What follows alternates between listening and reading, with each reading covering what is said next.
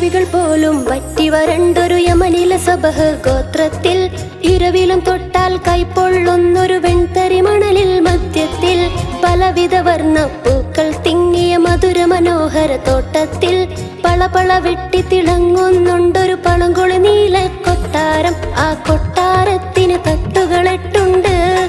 ആ തട്ടുകളെട്ടിലും എട്ടേട്ടറയുണ്ട്. എട്ടെട്ടിലും തൊട്ടിലും പെട്ടിയും കട്ടിലും മേശയും കുരിശുണ്ട്.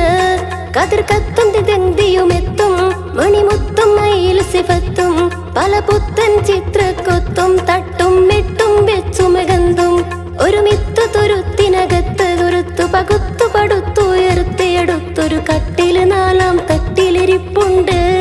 മണിമാണിക്ക കട്ടില് നാലാം തട്ടിലിരിപ്പുണ്ട്. ജിന്നും മിൻസും അടക്കിയൊതുക്കി സുലൈമാൻ നബിയുള്ള ജഗതലപതികൾക്കധിപതിയായി വാഴുമ്പോൾ ഗദ്ഗദ് സ്വരമിൽ ഹുദ്ഹുദ് ഒരു കഥയോതി തിരുസവിധത്തിൽ അധിപതിയപ്പതു മക്കഥ കേട്ട ജബാ